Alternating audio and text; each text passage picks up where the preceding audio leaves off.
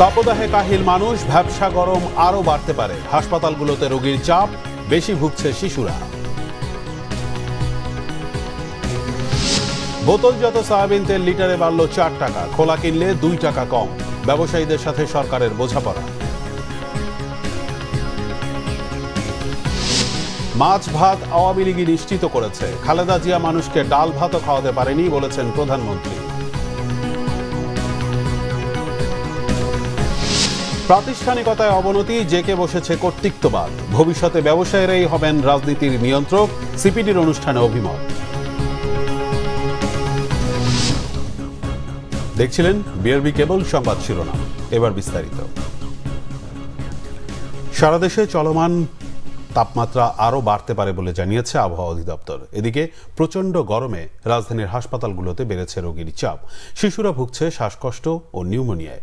18 April পর্যন্ত শিশু হাসপাতালে চিকিৎসা নিয়েছে 246টি শিশু। বেড সংকটে রোগী রাখতে পারছে না তারা। রিপোর্ট গালমান শফির।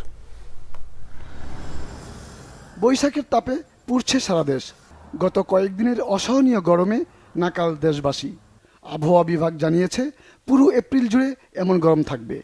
এপ্রিল মাসটা এরকমই যাবে এবং যখন বর্ষার কাছাকাছি হলে এটা যখন বাতাসে জলীয় বাষ্পের পরিমাণটা আরও বাড়তে থাকবে, তখন মানুষের মধ্যে কিন্তু অস্বস্তির পরিমাণটা আরও বৃদ্ধি পাবে। তাপদাহ আপাতত কমার ওরকম সম্ভাবনা নেই।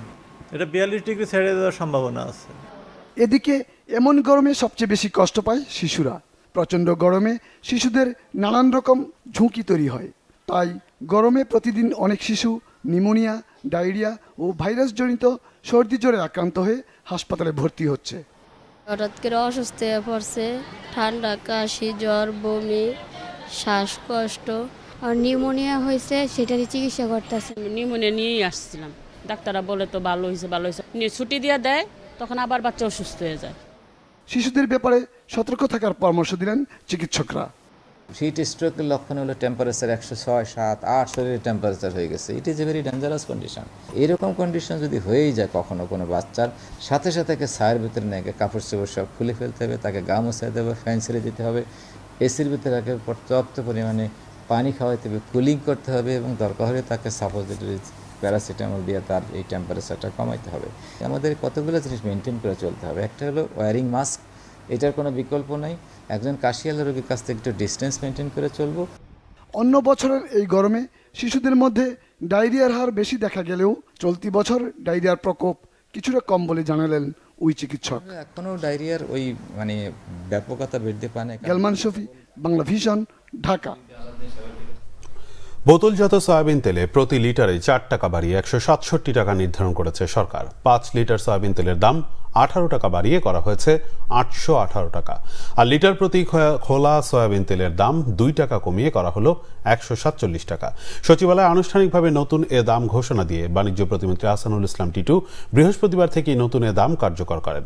রিপোর্ট সৈয়দ আব্দুল মুহিতের। দুদিন থেকে ভোজ্য তেলের দাম নিয়ে আলোচনা সমালোচনার মধ্যেই বৃহস্পতিবার বাণিজ্য মন্ত্রণালয়, Bangladesh vegetable oil refiners and Vanaspati manufacturers association ও ট্যারিফ কমিশনের উপস্থিতিতে নতুন দর নির্ধারণ করে দিল সরকার। বাণিজ্য প্রতিমন্ত্রী আহসানুল ইসলাম টিটু জানান, বোতলজাত সয়াবিন তেল প্রতি লিটারে 4 টাকা বাড়িয়ে 167 টাকা, 5 লিটার সয়াবিন তেলের দাম 18 টাকা বাড়িয়ে 818 টাকা, খোলা সয়াবিন তেল লিটার প্রতি 2 টাকা কমিয়ে 147 টাকা এবং নতুন করে বোতলজাত পাম অয়েলের দাম লিটার প্রতি 135 টাকা নির্ধারণ করা হয়েছে। সাপ্লাই চেনটা আনইন্টারাপ্টেড থাকে, তার জন্যই আমার কিছুটা হলেও অ্যাডজাস্টমেন্ট করতে হয়েছে। বোতলে আমাকে লেভেল করা থাকে এবং সিল করা থাকে, ওইখানে খুচরা পর্যায়ের ভ্যাটটা আদায় ফ্যাক্টরি পর্যায়ে করা হয়। সো যার ফলে ওই ফ্লেক্সিবিলিটিটা খোলা তেলের বাজারে যেমন আছে এখানে নাই। প্রতিমন্ত্রী জানান, এনবিআর সাথে সমন্বয়ের অভাবে গত দুদিন তেলের দাম নিয়ে ভুল বোঝাবুঝি হয়েছে। মিল ওনার অ্যাসোসিয়েশনের মতো আমাদেরও প্রত্যাশা ছিল যে আমরা হয়তো এইটা বহাল রাখতে পারবো, কিন্তু যে কোনো কারণেই হোক, আপনারা জানেন যে ট্যাক্স জিডিপি রেশিও আমাদের কম, আমাদের ডেভেলপমেন্ট বাজেট, আমাদের ট্যাক্স বাড়াতে হবে, বিভিন্ন কারণে আমরা এটা আসলে কম রাখতে পারি নাই। সো যার জন্য আমরা এই লাস্ট মুহূর্তে আমাদেরকে সিদ্ধান্তটা দিতে হয়েছে। গত 7 ফেব্রুয়ারি ভোজ্য তেল আমদানির উপর 5% এবং ভোক্তা পর্যায়ে 15% ভ্যাট অব্যাহতির পর প্রতি লিটার বোতলজাত সয়াবিন তেলের দাম 10 টাকা কমিয়ে 163 টাকা নির্ধারণ করে বাণিজ্য মন্ত্রণালয়। ভ্যাট অব্যাহতির মেয়াদ শেষে আগে 10 টাকা বাড়িয়ে বিক্রির উদ্যোগ নেয় মালিকরা। সৈয়দ আব্দুল মুহিত, বাংলা ভিশন, ঢাকা। প্রধানমন্ত্রী শেখ হাসিনা বলেছেন, আওয়ামী লীগ শুধু মানুষের খাদ্য নিরাপত্তাই নয়, পুষ্টির নিরাপত্তাও নিশ্চিত করেছে। দেশ খাদ্যে স্বয়ংসম্পূর্ণ হোক, বিএনপি তা কখনোই চায়নি। খালেদা জিয়া ঘোষণা দিয়েও দেশের মানুষকে ডাল ভাত খাওয়াতে ব্যর্থ হয়েছেন। আওয়ামী লীগ মাছ ভাত নিশ্চিত করেছে। মানুষের যেন স্বাস্থ্যগত ক্ষতি না হয় এবং বিদেশে মাংস রপ্তানি করা যায়, সেভাবেই স্বাস্থ্যসম্মত উপায়ে গবাদি পশু পালনের পরামর্শ দেন প্রধানমন্ত্রী। রকুনুজ্জামানের প্রতিবেদন। প্রাণী সম্পদের উৎপাদন বৃদ্ধি, দুগ্ধজাত পণ্যের বাজার সৃষ্টি, ক্ষুদ্র খামারি ও উদ্যোক্তাদের গবাদি পশু উৎপাদনে উদ্বুদ্ধ করা সহ গবাদি পশু পালনের আধুনিক ব্যবস্থাপনার দিক তুলে ধরতে রাজধানীর আগারগাঁয়ে পুরাতন বাণিজ্য মেলার মাঠে শুরু হয়েছে প্রাণী সম্পদ সেবা সপ্তাহ ও প্রদর্শনী। প্রদর্শনীতে প্রায় 400 স্টল স্থাপন করা হয়েছে। সকালে মৎস্য ও প্রাণী সম্পদ মন্ত্রণালয়ের আয়োজনে প্রাণী সম্পদ সেবা সপ্তাহ ও প্রদর্শনী উদ্বোধন করেন প্রধানমন্ত্রী শেখ হাসিনা। জাতীয় প্রাণী সম্পদ সেবা সপ্তাহ ও প্রদর্শনী 2024-এর শুভ উদ্বোধন ঘোষণা করছি। প্রধানমন্ত্রী বলেন, আওয়ামী লীগ সরকার বরাবরই গবেষণার উপর গুরুত্ব দিয়ে আসছে, ফলে মৎস্য ও কৃষি খাতে ব্যাপক অগ্রগতি হয়েছে, যা খাদ্য নিরাপত্তার পাশাপাশি পুষ্টি নিরাপত্তাও নিশ্চিত করছে।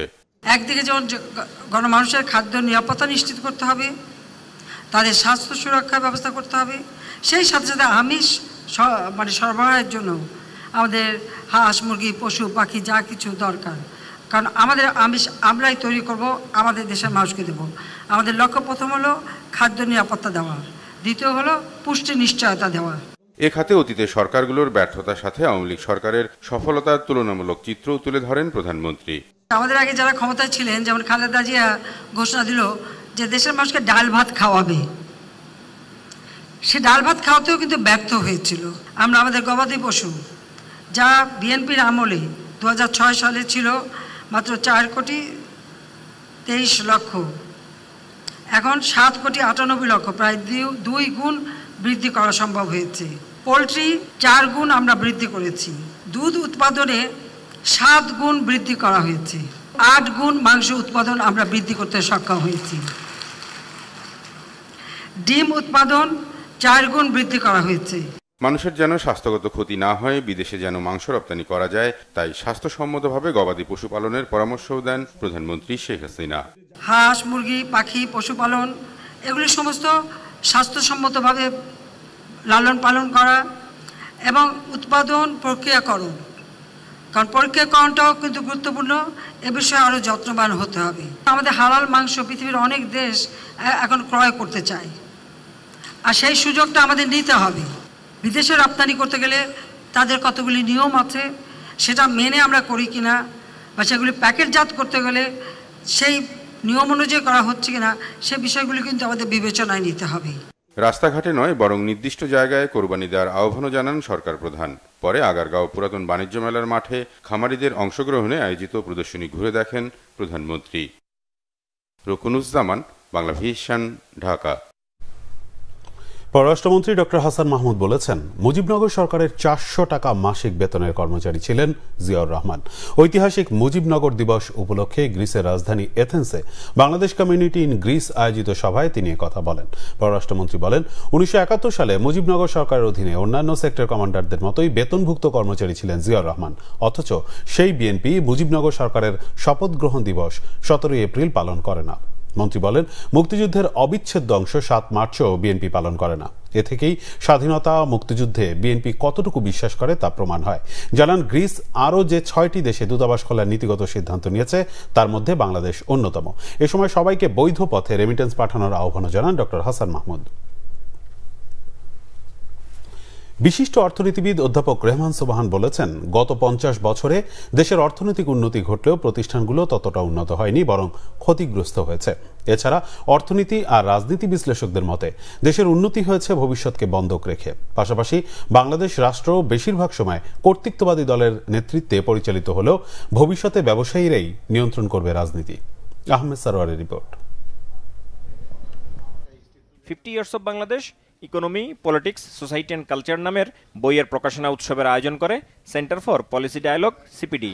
অধ্যাপক রেহমান সোবহান ও অধ্যাপক রওনক জাহানের সম্পাদনায় বইটিতে বিভিন্ন বিভাগে 16 বিশিষ্ট জনের লেখায় উঠে এসেছে গত 50 বছরে বাংলাদেশের অর্থনীতি, রাজনীতি, সামাজিক ও সাংস্কৃতিক বিবর্তন। আলোচনায় অংশ নিয়ে অর্থনীতিবিদ অধ্যাপক রেহমান সোবহান বলেন, গার্মেন্টস এবং শিল্পায়নের ক্ষেত্রে অর্জন কম না হলেও রাজনৈতিক ও অর্থনৈতিক ক্ষেত্রে দেশ যত দূর যেতে পারত তত দূর হয়তো যেতে পারেনি। Judicial system কেমন চলে? Is it functioning in a way that it gives equal rights to everybody? Everyone goes to the court and they will get one result. Or A goes and he will get one judgment. B goes, he will get another judgment. C goes, he will get another judgment. If you go to the police to file a case, will they treat everyone in the same way? If you go to the banking system, who gets loan rescheduled, who gets loans written off? You don't have any functioning institution. Same with the election commission, same with the anti-corruption commission. আলোচনায় অর্থনীতিবিদরা বলেন, গত 50 বছরে আর্থসামাজিক খাতের সূচকের উন্নয়ন হয়েছে, বৈষম্যও বেড়েছে। আমাকে উৎপাদনশীলতা, দক্ষতা, প্রযুক্তি নির্ভর উৎপাদনশীলতায় আমাকে ট্রানজিট করতে হবে। আমি অনেক অবকাঠামো করেছি, ট্রান্সপোর্ট লিঙ্ক করেছি, এগুলোকে আমার ট্রান্সপোর্ট করিডোর থেকে ইকোনমিক করিডোরে আমাকে নিতে হবে। এন্টি রিফর্ম কোয়ালিশন, অর্থাৎ যে রিফর্মের যে উদ্যোগগুলো নিতে যাবে তার বিপরীতে যে শক্তিশালী যারা গ্রুপ, তারা এতটাই শক্তিশালী এবং এতটাই ঐক্যবদ্ধ, সেটাকেও ভাঙার জন্য রাজনৈতিক সদিচ্ছা দরকার। ধনীদের ক্ষেত্রে ইন্ডেক্সটা কি হারে বেড়েছে আর গরিবদের ক্ষেত্রে কি হারে বেড়েছে, তাতে যেটা দেখা যায় যে গরিবদের ক্ষেত্রে এই ডেভেলপমেন্টগুলো হয়েছে শামুকের গতিতে বা আরেকটু কম গতিতে, আর ওদের ক্ষেত্রে কোনো কোনো ক্ষেত্রে রকেটের গতি। বাংলাদেশ এখন আটকে গেছে সস্তা শ্রমের অর্থনীতির একটা ট্র্যাপের মধ্যে। ফিলিপিনের উদাহরণ দেওয়া হলো, ব্রাজিলের উদাহরণ দেওয়া, আমরাও কিন্তু সেই ধরনের সস্তা শ্রমের অর্থনীতির ট্র্যাপের মধ্যে আটকে গেছি। আমরাও পারি, কি পারি? আমরা যেমন উঠতে পারি তেমন পিছলাতেও পারি। মাথাপিছু আয় বেড়েছে, পভার্টি ইনসিডেন্স কমেছে, মানব উন্নয়ন ছড়িয়েছে, বাণিজ্য এবং উৎপাদনের কাঠামো বদলেছে, উন্নয়ন হয়েছে ভবিষ্যৎকে বন্ধক রেখে, ফিউচারটাকে মর্টগেজ করা হয়েছে। রাজনীতি বিশ্লেষকদের মতে বাংলাদেশে প্রতিযোগিতামূলক রাজনৈতিক দল ব্যবস্থা থাকলেও কর্তৃত্ববাদী অবস্থা জেঁকে বসেছে। আমাদের পলিটিক্যাল এলিট সব তাদের কমফোর্ট জোন হচ্ছে এই ডমিনেন্ট পার্টি স্টেট। এখানে থাকতে তারা ভালোবাসেন এবং যখন তারা এখানে থাকেন না, অপোজিশনে থাকেন, তখন তারা আবার গণতন্ত্রের কথা বলেন, কেয়ারটেকার গভর্নমেন্ট চান, আবার ফিরে গিয়েই ডমিনেন্ট পার্টি স্টেটে চলে যান। সম্ভবত লিবারেল ক্যাপিটালিজম দিকে চলে যাব, যেখানে ব্যবসায়ীরা তারাই হবে বড় মাতব্বর, রাষ্ট্র তাদের কথা চলবে। পাকিস্তানের শাসনের শাসক গোষ্ঠীর বিরুদ্ধে প্রথম প্রকাশ্য প্রতিবাদ, প্রথম ছাত্র ধর্মঘট, স্লোগান দিয়েছে সামরিক শাসন চাই না, নির্বাচন চাই, গণতন্ত্র চাই, ভোটের অধিকার চাই, বাক স্বাধীনতা চাই, সংবাদপত্রের স্বাধীনতা চাই। আমরা সে দাবির কথা এখনও বলি, এখনও লিখি। নির্বাচন চাই, গণতন্ত্র চাই, ভোটের অধিকার চাই, কথা বলার অধিকার চাই, সংবাদপত্রের স্বাধীনতা চাই। আলোচকরা বলেন, মানব সম্পদ ও সামাজিক উন্নয়নের ক্ষেত্রে পার্শ্ববর্তী দেশগুলোর চেয়ে বাংলাদেশ অনেক এগিয়ে থাকলেও সব ক্ষেত্রে সুষম উন্নয়ন ঘটেনি। যেটা আমরা করতে পারিনি সেটাও যাতে আইডেন্টিফাইড হয়। আহমেদ সরওয়ার, বাংলা ভিশন, ঢাকা। বিএনপির স্থায়ী কমিটির সদস্য ডক্টর আব্দুল মঈন খান জানিয়েছেন, উপজেলা নির্বাচন দলীয়ভাবে হচ্ছে না, তাই এই নির্বাচনে কে অংশ নেবে কি নেবে না তা নিয়ে ভাবছে না বিএনপি। তবে দল হিসেবে জাতীয় সংসদ নির্বাচনের মতো উপজেলা নির্বাচনেও বিএনপি অংশ নেবে না। বিএনপির কেন্দ্রীয় কমিটির সহ স্বাস্থ্য বিষয়ক সম্পাদক ডক্টর পারভেজ রেজা কাকনের শারীরিক অবস্থার খোঁজ নিতে তার বাসায় গিয়ে একথা বলেন তিনি। মঈন খান ক্ষমতাসীনদের বিরুদ্ধে নির্যাতনের অভিযোগ তোলেন। তিনি জানান, উপজেলা নির্বাচন অবাধ, সুষ্ঠু, গ্রহণযোগ্য হওয়া নিয়ে প্রশ্ন রয়েছে বিএনপির। অন্যদিকে রাজধানীর দিয়াবাড়িতে ঢাকা মহানগরের বিভিন্ন থানার নির্যাতিত নেতাকর্মীদের সঙ্গে ঈদ পুনর্মিলনীর অনুষ্ঠানে অংশ নেন বিএনপির সিনিয়র যুগ্ম মহাসচিব রুহুল কবির রিজভী। এ সময় তিনি অভিযোগ করেন, প্রভুদের খুশি করে আওয়ামী লীগ ক্ষমতা ধরে রাখতে চায়। দমন পীড়ন চালিয়ে আন্দোলন দমিয়ে রাখা যাবে না বলে জানান বিএনপি নেতারা। বিরোধী দল যাতে সরকারের স্বেচ্ছাচারী শাসনের বিরুদ্ধে প্রতিবাদ করার সাহস না পায় সেজন্য নেতাকর্মীদের উপর জুলুম নির্যাতন চালানো হচ্ছে বলে অভিযোগ বিএনপি মহাসচিব মির্জা ফখরুল ইসলাম আলমগীরের। এক বিবৃতিতে ছাত্রদলের সাবেক সাধারণ সম্পাদক হাবিবুর রশিদ সহ দলের 4 নেতাকে কারাগারে পাঠানোর নিন্দা জানান বিএনপি মহাসচিব। তিনি বলেন, 7 জানুয়ারি প্রহসনের নির্বাচনের পর জোরালোভাবে শুরু হয়েছে বিএনপি সহ বিরোধী দলগুলোর উপর নানা কায়দায় নির্যাতন। বিরোধী দল ও মতের মানুষকে ঘায়েল করতে লাগামহীন গতিতে মিথ্যা মামলায় সাজা দেওয়া হচ্ছে আদালতকে দিয়ে। বিএনপির নেতাকর্মীদের সাজা দেয়া এবং জামিন না দিয়ে কারাগারে পাঠানোকে সরকার তাদের প্রাত্যহিক কর্মসূচিতে পরিণত করেছে। সাজা বাতিল করে অবিলম্বে বন্দী নেতাকর্মীদের মুক্তির দাবি জানান মির্জা ফখরুল। বিরোধী দল দমনের মিথ্যা অভিযোগ তুলে বিএনপি সন্ত্রাসীদের সুরক্ষা দেওয়ার অপচেষ্টা করছে বলেছেন আওয়ামী লীগের সাধারণ সম্পাদক ওবায়দুল কাদের। বৃহস্পতিবার এক বিবৃতিতে ওবায়দুল কাদের আরও বলেন, সরকার বেপরোয়াভাবে কাউকে কারাগারে পাঠাচ্ছে না, বরং সন্ত্রাস ও সহিংসতার অভিযোগে অভিযুক্ত বিএনপির নেতাকর্মীরা আইন ও আদালতের মুখোমুখি হচ্ছে এবং জামিনে মুক্তিও পাচ্ছে। আওয়ামী লীগ বিরোধী দল দমনে বিশ্বাস করে না, সন্ত্রাসীদের কোনো ছাড় নেই হুঁশিয়ারি দিয়ে তিনি বলেন, সন্ত্রাসী যে দলেরই হোক বিচারের মুখোমুখি হতে হবে। আওয়ামী লীগের সাধারণ সম্পাদক বলেন, বিএনপি নেতারা উপজেলা নির্বাচন নিয়ে বিভ্রান্তিকর ও রাজনৈতিক শিষ্টাচার বহির্ভূত বক্তব্য দিচ্ছেন। জানান, বিএনপি নির্বাচন বিরোধী অবস্থান নেওয়ায় ভিন্ন প্রেক্ষাপটে আওয়ামী লীগকেও দলীয় প্রতীক বরাদ্দ না দেওয়ার মতো কৌশলগত অবস্থান নিতে হয়েছে। বিএনপি নির্বাচনী ব্যবস্থাকে বাধাগ্রস্ত ও গণতান্ত্রিক প্রক্রিয়াকে ধ্বংস করতে চায় বলেও মন্তব্য করেন ওবায়দুল কাদের।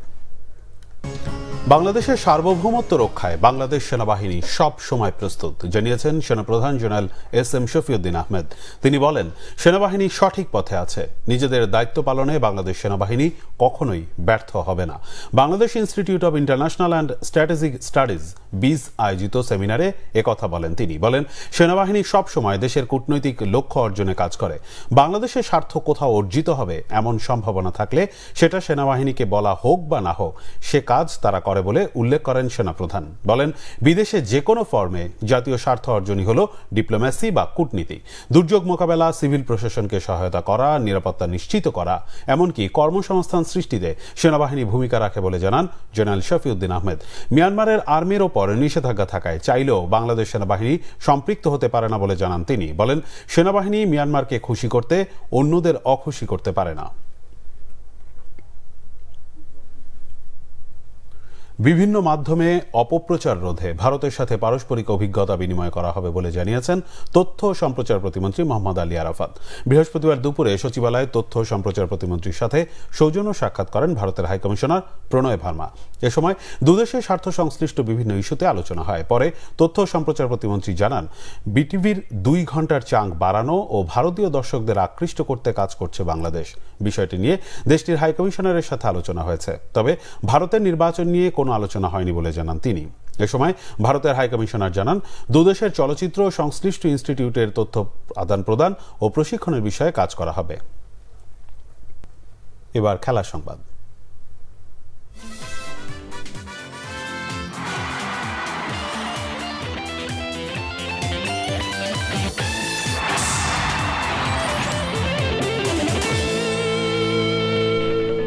হকি। অধিনায়ক রাসেল মাহমুদ জিমির শাস্তি প্রত্যাহারের দাবি জানিয়েছে মোহামেডান। না হলে আবাহনীর বিপক্ষে ম্যাচ বয়কটের হুমকি দিয়েছে তারা। তাদের দাবি, একটি ক্লাবকে শিরোপা জয়ের সুযোগ করে দিতেই জিমিকে 3য় হলুদ কার্ড দেখানো হয়েছে। তবে বাইলজ অনুযায়ী জিমির নিষেধাজ্ঞা প্রত্যাহারের সুযোগ নেই, জানিয়েছেন হকি ফেডারেশনের সাধারণ সম্পাদক মুমিনুল হক সাইদ। মানিক মাহমুদের রিপোর্ট। প্রিমিয়ার লিগ হকির শেষ অঙ্কে নির্ধারণ হবে কে জিতবে এবারের শিরোপা। 35 পয়েন্ট নিয়ে লিগ লিডার মোহামেডানের প্রতিপক্ষ 34 পয়েন্ট নিয়ে থাকা আবাহনী। অলিখিত ফাইনালের ম্যাচটি গুরুত্বপূর্ণ দু দলের জন্যই, বিশেষ করে মোহামেডানের। কিন্তু 3 ম্যাচের হলুদ কার্ড মিলিয়ে লাল কার্ড পাওয়ায় এই ম্যাচে দলের গুরুত্বপূর্ণ খেলোয়াড় ও অধিনায়ক রাসেল মাহমুদ জিমিকে পাচ্ছে না মোহামেডান। এতেই বেঁধেছে বিপত্তি। মোহামেডানের অভিযোগ, বায়োলজ ভঙ্গ করেছে ফেডারেশন। জিমিকে 3য় হলুদ কার্ড দেওয়া হয় ষড়যন্ত্র করে। জিমির 2টি হলুদ কার্ডের পর সময়মতো সতর্ক চিঠিও দেওয়া হয়নি ফেডারেশন থেকে। তা আমি 2য় ইয়েলো কার্ড পাওয়ার পরে 48 ঘন্টা পার হলো থার্ড ম্যাচের, কিন্তু আমি কোনো চিঠি পাইনি বা সাবধান হওয়ার পাইনি। যদি হয়তো আমি পেতাম তাহলে হয়তো আমার ক্লাব আমাকে খেলাতো না।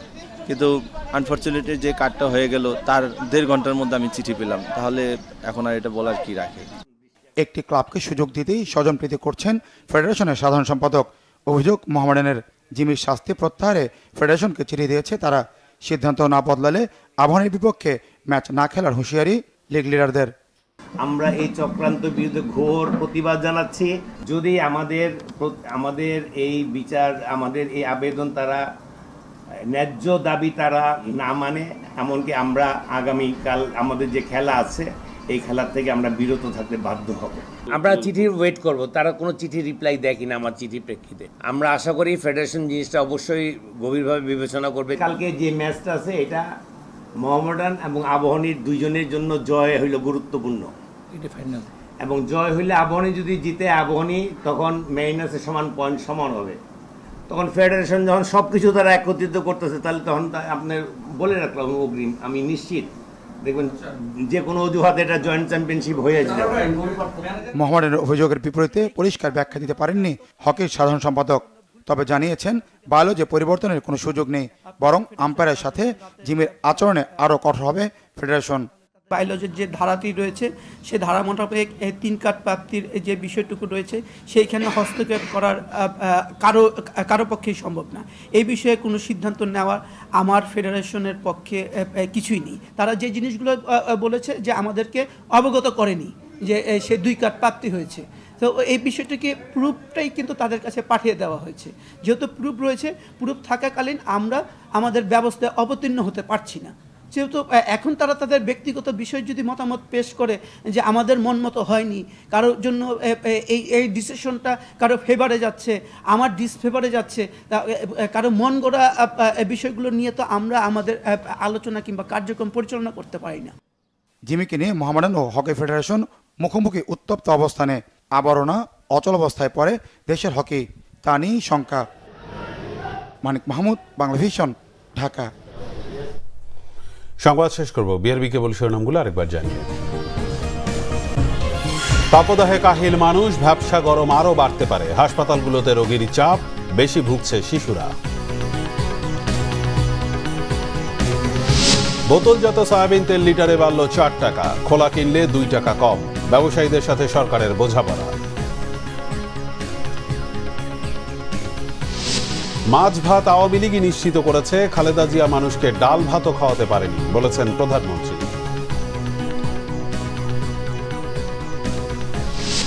প্রাতিষ্ঠানিকতায় অবনতি, জেকে বসেছে কর্তৃত্ববাদ, ভবিষ্যতে ব্যবসায়ীরাই হবেন রাজনীতির নিয়ন্ত্রক, সিপিডির অনুষ্ঠানে অভিমত। এই ছিল এখনকার মতো। পরের সংবাদ সকাল 7:30টায়।